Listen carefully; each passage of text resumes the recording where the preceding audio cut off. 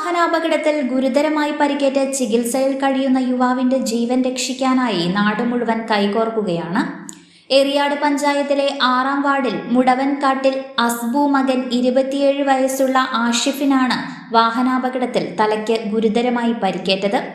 ആഷിഫിന്റെ ജീവൻ രക്ഷിക്കാനുള്ള ശസ്ത്രക്രിയയ്ക്ക് 25 ലക്ഷം രൂപ ചിലവ് വരും. ഈ തുക സംഘടിപ്പിക്കാനായി നാട്ടുകാർ ചികിത്സാ സഹായ സമിതി രൂപീകരിച്ച് പ്രവർത്തിച്ചു വരികയാണ്. എറണാകുളം ആസ്റ്റർ മെഡിസിറ്റിയിലാണ് ഇയാൾ ചികിത്സയിൽ കഴിയുന്നത്.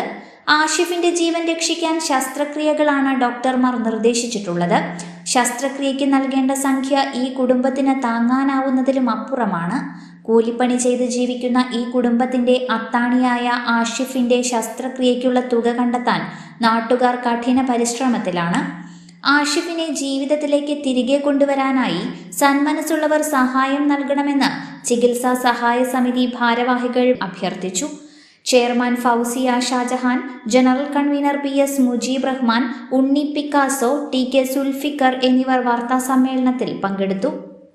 അഴീക്കോട് പുത്തമ്പള്ളി പരിസരത്ത് വെച്ചുണ്ടായ വാഹനാപകടത്തെ തുടർന്ന് പരിക്കുപറ്റിയ മാടവന മുടവൻകാട്ടിൽ അസ്ബു മകൻ ആഷിഫ് ഗുരുതരമായ അവസ്ഥയിൽ ആസ്റ്റർ മെഡിസിറ്റിയിൽ വെന്റിലേറ്റർ സൗകര്യത്തോടുകൂടി ജീവൻ നിലനിർത്തിക്കൊണ്ടിരിക്കുകയാണ്.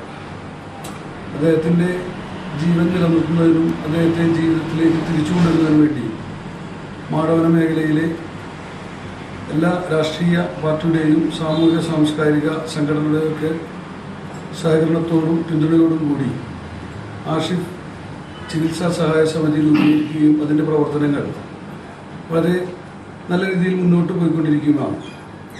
ആഷിഫ് ഇപ്പോഴും വെന്റിലേറ്ററിൻ്റെ സഹായത്തോടു കൂടിയാണ് അദ്ദേഹം ഇപ്പോൾ ജീവൻ നിലനിർത്തിക്കൊണ്ടിരിക്കുന്നത്.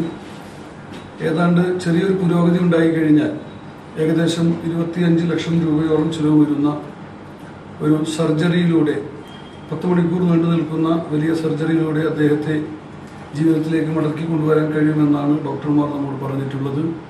അതിനുവേണ്ടിയുള്ള ഒരു പ്രവർത്തനത്തിൽ ഒരു നാട് മുഴുവൻ ഒന്നിച്ചു നിൽക്കുന്ന സമയമാണിപ്പോൾ.